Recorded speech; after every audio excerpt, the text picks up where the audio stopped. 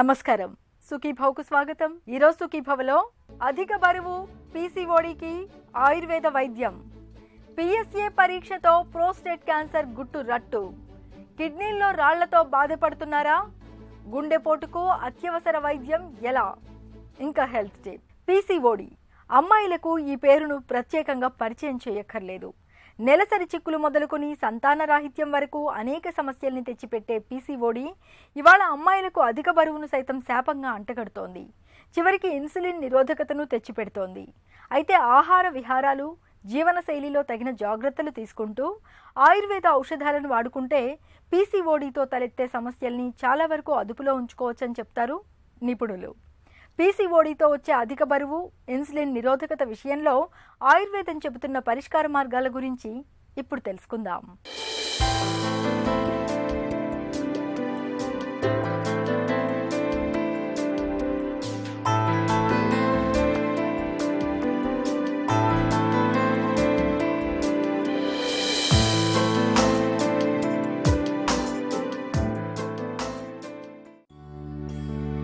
PCOD polycystic ovarian సిండ్రోమ్కి సంక్షిప్త రూపమైన ఈ సమస్య అమ్మాయిలకు ఎక్కడలేని చిక్కుల్ని తెచ్చిపెడుతుంది. ఒంట్లో హార్మోన్ల సమతూకం దెబ్బతినడంతో అండాశయాలో పుట్టుకొచ్చిన చిన్న చిన్న నీటి బుగ్గలు నెలసరి క్రమాన్ని గాడి తప్పేలా చేస్తాయి. నెలల తరబడి ఋతుస్రావం రాకపోవడం, అధిక ఋతుస్రావం లేదంటే అసలే కాకపోవడం వంటి సమస్యలు కనిపిస్తాయి. ముఖం మీద, చేతులు, కాళ్ల మీద అవాంఛిత రోమాలు పుట్టుకొచ్చేలా చేస్తాయి. బరువు కూడా సమస్యగా మారుతుంది. తిన్నా తినకపోయినా బాగా బరువు పెరిగిపోతుంటారు. బరువు పెరిగిపోతున్న కొద్దీ హైపర్ ఇన్సులినీమియా అంటే ఒంట్లో ఇన్సులిన్ నిరోధకత కూడా పెరుగుతూ వస్తుంది. దీంతో షుగర్ జబ్బు వచ్చే ప్రమాదం కూడా ముంచుకొస్తూ ఉంటుంది. పీసీఓడితో తలెత్తే ఈ సమస్యలకు ఆయుర్వేదం తనవైన ప్రత్యేక చికిత్సల్ని చెబుతుంది. ఈరోజు చాలామంది ఆడపిల్లల్లో, చిన్నపిల్లల దగ్గర నుంచి 40-45 ఏళ్ల వరకు స్త్రీలలో కూడా ఈ యొక్క అండాశయాల్లో తిత్తులు ఏర్పడడం అనే సమస్యను చూస్తున్నాము. దీనిని పీసీఓడి అంటారు, అలాగే పాలిసిస్టిక్ ఓవేరియన్ డిసీజ్. ఆయుర్వేదంలో కూడా దీని గురించి ఉల్లేఖన కొంతవరకు ఉన్నప్పటికీ స్త్రీ గర్భాశయ సంబంధమైనది, అండాశయ సంబంధమైన రోగాల కింద తీసుకుని దీన్ని చికిత్స చేస్తూ ఉంటాము. అయితే ఈ యొక్క గర్భాశయానికి ఆనుకుని ఏవైతే అండాశయాలు ఉన్నాయో వీటిలో ఎప్పుడైతే తిత్తులు ఏర్పడ్డాయో రకరకాలైన హార్మోన్ సమస్యలు ఏర్పడుతున్నాయి. ముఖ్యంగా ఇందులో లూటినైజింగ్ హార్మోన్ ఏదైతే ఉందో బాగా పెరిగి ఫాలికల్ స్టిమ్యులేటింగ్ హార్మోన్ బాగా తగ్గినప్పుడు ఏమవుతుందంటే టెస్టోస్టెరాన్ హార్మోన్ అనేది పెరుగుతూ ఉంటుంది. అలాగే బ్రెయిన్ నుంచి ఏవైతే హార్మోన్స్ రిలీజ్ అవుతున్నాయో అవి కూడా అస్తవ్యస్తంగా అయిపోయి వాళ్ళకి హైపర్ ఇన్సులినీమియా అనే కండిషన్, అంటే టెస్టోస్టెరాన్ ఏర్పడినప్పుడు హైపర్ ఇన్సులినీమియా అనే కండిషన్ అంటే ప్యాంక్రియాస్ వాటి యొక్క పనితీరు కొంచెం మార్పు జరిగి వాళ్ళకి ఏమవుతుందంటే తరచూ ఆకలి వేయడం, తినడము, మళ్ళీ తరచూ ఆకలి వేయడం, తినడం ఇలాంటివన్నీ జరుగుతుంది. దీనినే ఇన్సులిన్ రెసిస్టెన్స్ అంటారు. అలాగే ఎక్కువ ఇన్సులిన్ రిలీజ్ అయినప్పుడు ఏమవుతుందంటే వీళ్ళకి మనం తిన్న కొద్దీ వాళ్ళకి ఇన్సులిన్ రిలీజ్ అవుతూ ఉంటుంది. సో ఈ యొక్క సమస్యని ఈరోజు ఒక ముఖ్యమైన ప్రాబ్లం కింద చెప్పడం జరిగింది. అదేవిధంగా ఈ యొక్క ఎప్పుడైతే వీళ్ళు తింటున్నారో అది మళ్ళీ అది మన శరీరంలో అడిపోస్ టిష్యూ కింద, కొవ్వు కింద మారడం జరుగుతూ ఉంటుంది. కొవ్వు వేరు, కొలెస్ట్రాల్ వేరు, లిపిడ్స్ వేరు. కాబట్టి కొవ్వు ఎప్పుడైతే ఏర్పడుతుందో అప్పుడు వాళ్ళు లావైపోవడం జరుగుతూ ఉంటుంది. చాలామంది అంటూ ఉంటారు వీళ్ళకి ఎప్పుడైతే పీసీఓడి వచ్చిందో వితిన్ నో టైం వాళ్ళు 10 కిలోలు, 8 కిలోలు చాలా పెరిగిపోవడం జరుగుతూ ఉంటుంది. సో ఇదంతా దీనివల్లనే వస్తుంటుంది, పీసీఓడి వల్లనే వీళ్ళకి ఒబేసిటీ అనేది వస్తుంది. కాబట్టి దీనికి ఆహార నియమాలు తప్పనిసరి పాటించాలి. ఆహార నియమాలు పాటించాలంటే ముఖ్యంగా ఇది ఇన్సులిన్ కంట్రోల్ చేయడానికి సహాయపడుతుంది ఆహార నియమాలు. అదేవిధంగా బరువు తగ్గడానికి కూడా సహాయపడుతుంటుంది. అంటే హైపర్ ఇన్సులినిమియా కండిషన్ కంట్రోల్ చేయడానికి వీళ్ళ ఆహారంలో పిండి పదార్థాలు బాగా తగ్గించాలి, కొవ్వు పదార్థాలు బాగా తగ్గించాలి, అధికంగా మాంసాహారం తీసుకోకుండా మితంగా మాంసాహారం తీసుకోవాలి. గుడ్డు లాంటివి తీసుకోవచ్చు, అదే చేపలు లాంటివి తీసుకోవచ్చు. అయితే ఎప్పుడైతే వీళ్ళ ఆహార నియమాలు పాటించారో అప్పుడు వీళ్ళ శరీరంలో కొవ్వు ఏర్పడటం అనేది తగ్గుతుంది. అలాగే ఇన్సులిన్ సెక్రేషన్ అది కూడా కంట్రోల్ అవుతుంది. కాబట్టి చాలామంది ఏం చేస్తుంటారంటే ఒక్కసారి ఏది దొరికితే తినేస్తుంటారు, ఎందుకంటే వాళ్ళు సడన్గా షుగర్ లెవెల్స్ పడిపోతూ ఉంటాయి. సో అది వాళ్ళకి తెలియదు, అది మెజర్ కూడా చేయడం కష్టమే అది. కాబట్టి వీళ్ళు ఏం చేయాలంటే టైం పెట్టుకుని టైం ప్రకారం మితంగా ఆహారం తీసుకుంటూ ఉంటే కనుక బరువు పెరగకపోవడం ఒకటి, రెండోది ఇన్సులిన్ లెవెల్స్ నార్మల్గా ఉండడం అనేది జరుగుతూ ఉంటుంది. అయితే ఇంకా వీళ్ళు ఒబేసిటీ ఒక లెవెల్ వచ్చాక బరువు తగ్గడానికి తప్పనిసరిగా వీళ్ళు ప్రయత్నం చేయాలి. ఎందుకంటే వీళ్ళకి శారీరక ఇబ్బందులు రావడంతో పాటు మళ్ళీ పీసీఓడి సెట్ కాకపోవడం అనేది, మెన్స్ట్రువల్ సైకిల్స్ రాకపోవడం అనేది జరుగుతూ ఉంటుంది. కాబట్టి వీళ్ళు వ్యాయామం తప్పనిసరి చేయాలి. వ్యాయామంలో కొంతమంది ఓన్లీ యోగా చేస్తున్నామండి అంటూ ఉంటారు. యోగా చేయడం ద్వారా ఏమవుతుందంటే బాడీ మైండ్ సింక్రొనైజ్ అవుతుంది. కాబట్టి బర్నింగ్ ఆఫ్ క్యాలరీస్, అంటే కొన్ని రకాలైన యోగాలు చేయొచ్చు. అందులో ఫాస్ట్గా చేసే యోగాలు అవన్నీ కూడా ఏరోబిక్స్ లాంటివి, అవి చేసుకుంటే పర్వాలేదు. కానీ నార్మల్గా రిథమిక్గా చేసే యోగాసనాల కంటేను ఫాస్ట్గా చేసే యోగాసనాలు హెల్ప్ చేస్తూ ఉంటాయి. యుక్త వయసులో ఉన్న ఆడపిల్లలకి, మధ్య వయసులో ఉన్న స్త్రీలకి కొంతవరకు అది చేయడానికి అవకాశం ఉంటుంది, తగ్గుతారు కూడా. ఎందువల్లంటే ఇది ఆల్మోస్ట్ మెటబాలిక్ డిజీజ్ అయినప్పటికీ కూడా ఇది over a period of time వీళ్ళకి సైకిల్స్ అన్నీ రెగ్యులరైజ్ అవుతున్నప్పుడు బరువు తగ్గడానికి అవకాశాలు ఉంటాయి. ఇది జెనెటిక్గా వచ్చింది కాదు కాబట్టి, కొంతమందికి జెనెటిక్గా కూడా ఉంటుంది కాబట్టి అప్పుడు వాళ్ళకి ప్రాబ్లం అవుతుంది. పీసీఓడీతో బాధపడుతున్నప్పుడు దాని మూలంగా తలెత్తే సమస్యల తాకిడిని తగ్గించుకునేందుకు ఆహారంలో పిండి పదార్థాల మోతాదును తగ్గించి మాంసకృత్తుల్ని అధికంగా తీసుకోవాలి. తాజా పండ్లు, ఆకుకూరలు, కాయగూరల్ని ఎక్కువగా తీసుకోవాలి. తీపి పదార్థాలు, నూనెల్ని సాధ్యమైనంత తక్కువగా తీసుకోవడం మంచిది. ప్రతినిత్యం కాసేపైనా వ్యాయామం చేయడాన్ని ఒక అలవాటుగా మార్చుకోవాలి. యోగా, ధ్యానం, ప్రాణాయామాల్ని సాధన చేయడం మేలు. పీసీఓడీ సమస్యలకు నాగకేసరాల చూర్ణం, పుష్యానురాగ చూర్ణాలు బాగా పనిచేస్తాయి. వీటిని తేనెతో కలిపి నిత్యం తీసుకుంటే మంచి ఫలితం ఉంటుంది. అలాగే కాంచనార గుగ్గులు మాత్రలు పూటకు 2 చొప్పున 3 ముక్కలు భోజనం తర్వాత అల్లం రసం తేనెతో కానీ, పాత బెల్లంతో కానీ, లేదా నువ్వులను బెల్లంతో పాటు తీసుకుంటే నెలసరి సక్రమంగా వస్తుంది. ఉసిరికాయ చూర్ణం, పసుపు కలిపిన మిశ్రమాన్ని రోజుకు 1/2 గ్రాము చొప్పున తీసుకుంటే మంచి ఫలితం ఉంటుంది. అలాగే బరువు తగ్గడానికి, హైపర్ ఇన్సులినీమియా తగ్గడానికి గుడూచి బాగా పనిచేస్తుంది. పీసీఓడీ బాధితులకు కరక్కాయను ఒక మంచి పరిష్కారంగా చెబుతారు నిపుణులు. కరక్కాయ చూర్ణాన్ని రోజుకు 1/2 చెంచాడు చొప్పున పొద్దున్న సాయంత్రం తీసుకుంటే మంచి ఫలితం కనిపిస్తుంది. చిట్కాల విషయానికి వచ్చేసరికి ఆయుర్వేదంలో చాలా రకాలు ఉన్నాయి. అంటే బరువు తగ్గించేందుకు, అలాగే గ్లైసెమిక్ కంట్రోల్ చేసేందుకు కూడా ఉంటుంది. అయితే సింపుల్గా ఒక స్మాల్ చిట్కా లాంటిది ఏంటంటే ఉసిరికాయ, అలాగే మనకి పసుపు అనేది మన ఇంట్లో దొరుకుతూ ఉంటుంది. 2 సమానంగా తీసుకొని రోజు ఒక 1/2 గ్రాము పొద్దున్న, 1/2 గ్రాము సాయంత్రం నీళ్ళలో కలిపి చిన్న ఉండలా చేసుకుంటే చాలా బాగా పనిచేస్తుంది. అలాగే గుడూచి అనేది మనకి ప్రతి వాళ్ళకి దొరుకుతుంది అది. అయితే గుడూచిని తీసుకొచ్చి దాన్ని పొడి రూపంలో అయితే పచ్చి ఆకులను కూడా తింటే కూడా చాలా బాగా పనిచేస్తుంది.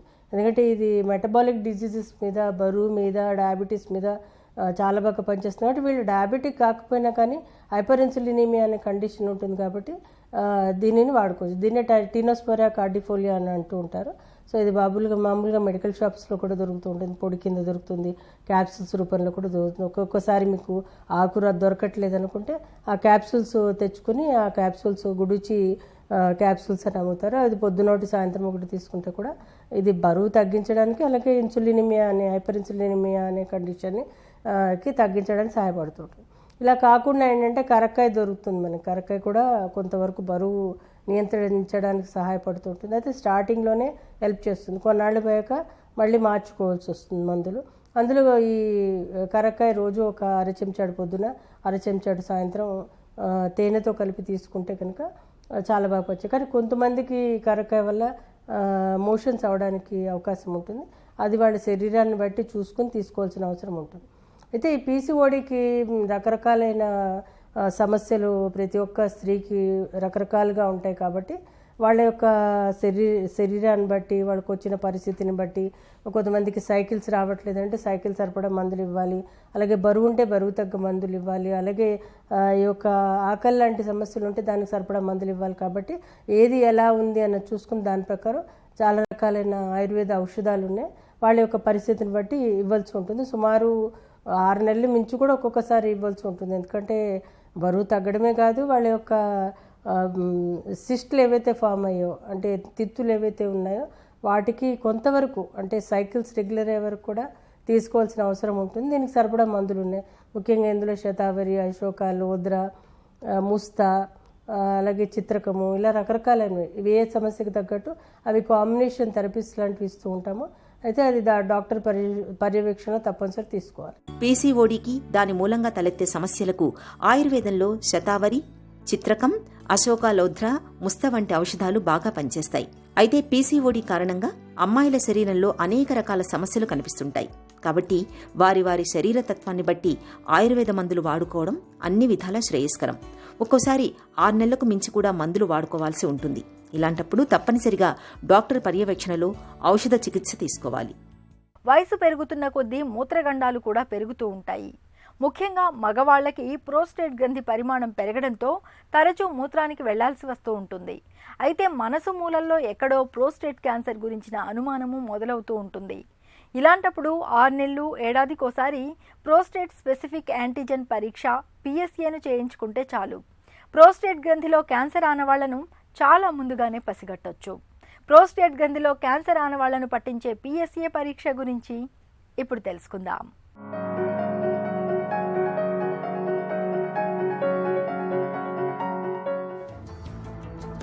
ప్రోస్టేట్ క్యాన్సర్ జీవితపు ఆఖరి మజిలీలో పురుషుల పాలిట ప్రాణాంతకంగా పరిణమిస్తూ ఉంటుంది. అయితే కొన్ని అనుమానిత లక్షణాలను గమనించటం ద్వారా ప్రోస్టేట్ క్యాన్సర్ను ముందుగానే పసిగట్టడం పెద్ద కష్టమేమీ కాదు.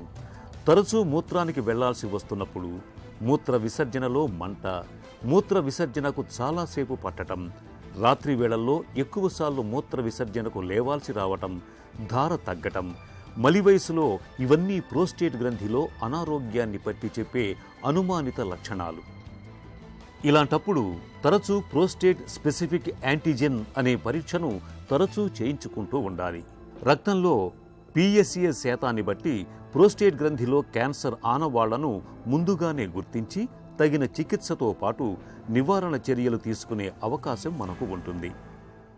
అస్తమానం నడుము కింది భాగంలో నొప్పొచ్చిపోతూ ఉంటే మనసు మూలల్లో ఎక్కడో కిడ్నీల్లో రాళ్ల గురించిన అనుమానం మొదలవుతూ ఉంటుంది.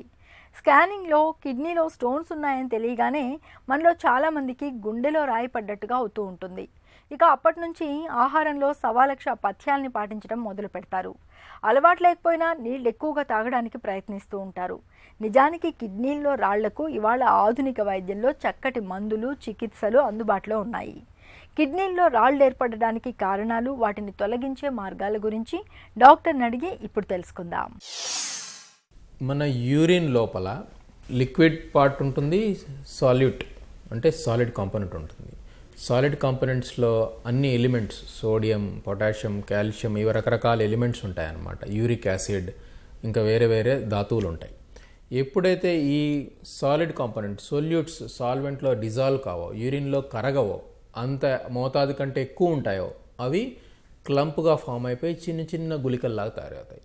ఈ గుళికలే ఇంకా ఎక్కువ వాటర్ తాగనప్పుడు, లేదంటే యూరిన్లో వాటర్ కంటెంట్ తక్కువ ఉండి సొల్యూట్ కంటెంట్ ఎక్కువ ఉన్నప్పుడు ఆ గుళికలో కలిసి ఒక క్రిస్టల్ అనేది స్టోన్ యొక్క ప్రికర్సర్, ఈ క్రిస్టల్ ఫామ్ అవుతుంది. ఈ క్రిస్టల్స్ నెమ్మదిగా గ్రో అయిపోయి ఒక చిన్న 5 mm స్టోన్ ఫామ్ అవుతుంది. ఒక చిన్న రాయి అంటే 6 mm, 5 mm రాయి ఒకటి కిడ్నీలో కానీ పైప్లో కానీ ఉందనుకోండి, దానికి ఒక ఎక్సెస్గా వాటర్ తీసుకొని 3 to 4 లీటర్స్ వాటర్ తీసుకొని దాన్ని ఫ్లష్ అవుట్ చేసే అవకాశాలు 50% మందికి ఉంటుందన్నమాట. దానికి తోడుగా మనం ఒక ట్యాబ్లెట్ ఇచ్చి ఆ యూరిన్ పైప్ని రిలాక్స్ చేయడానికి మెడిసిన్ ఇస్తే ఈ పర్సంటేజ్ 80%. అంటే 100కి ఈ 6 mm స్టోన్ ఇచ్చిన వాళ్ళలో 80% మందికి మెడిసిన్స్తోని మనం పడేసేయచ్చు. పెద్ద రాయి ఉంది, 8 mm, 9 mm, 1 cm, కొందరికి 2 cm, 3 cm రాయి ఉంది. మెడిసిన్స్తో ట్రై చేసినా కరగట్లేదు. కాన్స్టెంట్ పెయిన్, కంప్లీట్గా యూరిన్ పైప్ బ్లాక్ అయిపోయి కాన్స్టెంట్గా, అంటే పెయిన్ తగ్గట్లేదు, ట్యాబ్లెట్ వేసుకుంటే 1 గంట తగ్గుతుంది, తర్వాత మళ్ళీ స్టార్ట్ అవుతుంది. ఈ పరిస్థితులు ఉన్నప్పుడు మనం మెడిసిన్స్ మీద వెయిట్ చేయడం వల్ల ఆ కిడ్నీ ఎక్కువ డ్యామేజ్ అయ్యి ఇంకా ప్రమాదం తప్పితే వేరే జరిగేది ఉండదు. అటువంటి పరిస్థితుల్లో ఆ కిడ్నీలో రాయిని ఒక ఎండోస్కోపీ మెథడ్ ద్వారా కానీ, ఒక హోల్ పెట్టి ద్వారా కానీ 99% మందికి ఈ 2 మెథడ్స్ ద్వారా మనం ఈ స్టోన్ని మనం కంప్లీట్గా క్లియర్ చేయొచ్చు. గుండెపోటు అంటే మన పాలిట పిడుగుపాటే. ఉన్నట్టుండి విరుచుకుపడి మన ప్రాణాల్ని గాలిలో దీపంలా మార్చేస్తుంది. ప్రాణాల మీదకొచ్చే ఇలాంటి విపత్కర పరిస్థితిలో మనం ఆగమేఘాల మీద స్పందించినప్పుడే ఆయువు పట్టు లాంటి గుండెను కాపాడుకోగలం. సకాలంలో ఆసుపత్రికి చేరి సత్వర వైద్యం పొందినప్పుడే నిండు ప్రాణాల్ని నిలుపుకోగలం. గుండెపోటుకు గురైన ఆపద సమయంలో అత్యవసర వైద్యం ఎలా ఉంటుందో డాక్టర్ని అడిగి ఇప్పుడు తెలుసుకుందాం.